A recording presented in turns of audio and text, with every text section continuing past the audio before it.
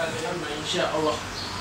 Jadi hari ni tadi ni Ustaz Bak dah tolong buka balik apa yang kita belajar dulu-dulu sebelum pergi mana, sebelum banjir, sebelum apa semua, sebelum buka balik. Usaha untuk membela dan mendidik anak-anak yatim, miskin dan golongan terpinggir di sekitar Perlis ini mula dilaksanakan secara individu oleh beberapa sahabat dalam Teratak Rahmat. Kemudian kita datang kepada Persatuan Al-Islah Perlis, sebuah NGO dakwah yang sudah ditubuhkan di Perlis sejak tahun 1965. Persatuan Al-Islah telah mengizinkan asrama ini beroperasi di premisnya, di bangunannya di kilometer 1.2 Jalan Mata Ayang ini, dan Teratak Rahmat diberikan status badan autonomi yang bernaung di bawah Ketua Persatuan inilah.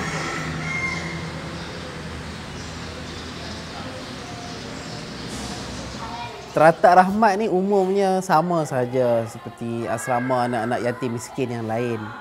Walau bagaimanapun, selepas kita berbincang panjang, kita memutuskan bahawa kita perlu berfikir dengan di luar kotak, khususnya dalam erti kata kita sepatutnya mengutamakan golongan anak-anak yatim miskin yang dipinggirkan, yang ada masalah-masalah tertentu.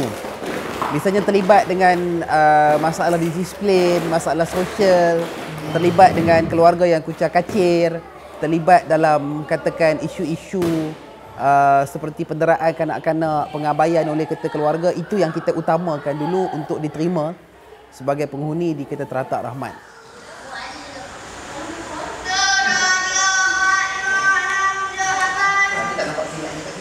Kebanyakan volunteer di sini ataupun sukarelawan di sini adalah daripada pesilat-pesilat negeri, pesilat-pesilat kita kata apa persatuan. Jadi keterlibatan awal itu menyebabkan kita membawa silat kepada Teratak Rahmat ini sebagai satu core wajib lah. Kemudian di bangunan Islah ini sendiri kita daftarkan dia sebagai pusat latihan negeri di bawah Majlis Sukan Negara.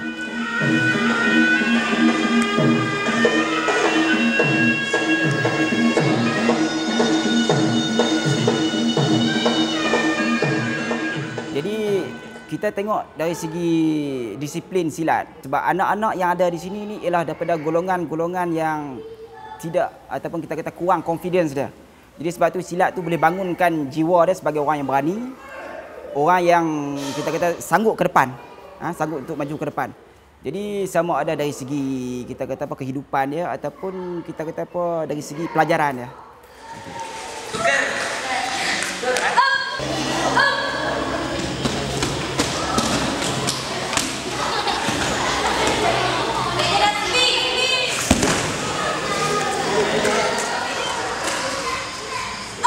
Saya melihat bahawa kita di sini mengutamakan konsep apabila akademik itu bukan segala-galanya.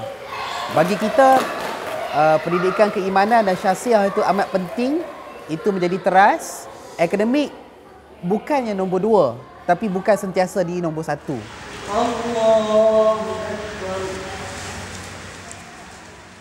Agama itu sebagai panduan.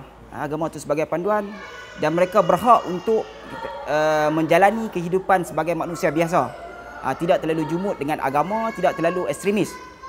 Tetapi kefahaman agama itu penting. Jadi kita punya garis panduan itu di situ. Maka tidaklah kita katakan anak-anak ni akan keluar dengan berjubah, tidak. Mereka boleh hidup sebagai manusia biasa. Kemudian kelebihannya ialah mereka memahami agama untuk menjalankan kehidupan mereka. Itu ya.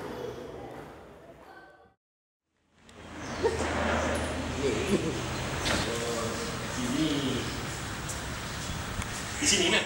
Sini ke sana. Kami memilih Teratak Rahmat kerana melihat dari segi latar belakang Teratak Rahmat, di mana mereka mempunyai ruang yang selesa, dan dalam masa yang sama kita melihat juga dari segi komitmen yang diberikan oleh pengurusan Teratak Rahmat. Misalnya dalam projek ini kita melihat ini sebagai satu model cabaran dalam pada kita menyediakan buku dan rak dalam masa yang sama kita melihat kesungguhan Teratak Rahmat menyediakan ruang. Jika kita berjaya mengumpul dana yang secukupnya untuk membeli buku dan rak, mereka akan mencari pula dana bagi menyediakan dinding dan kipas supaya ruang perpustakaan itu menjadi satu ruang yang selesa untuk anak-anak di Teratak Rahmat ni mentelaah atau menggunakan library ini.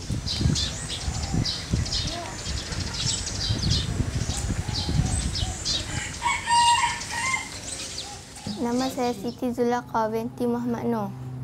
Saya duduk di sini 3 tahun. Kalau saya ada perpustakaan baru, saya membaca buku buku kartun, majalah. Lagi? Nama saya Muhammad Rusdi bin Zulkifli. Umur saya 12 tahun. Saya suka subjek BM, saya suka subjek civic, saya suka subjek sains, saya suka subjek agama. Saya suka baca buku rujukan, majalah komik, Anak Muslim. Saya suka subjek sains, matematik, BM, BI. Kenapa tak cikgu dia best ke apa? Cikgu tak garang sangat.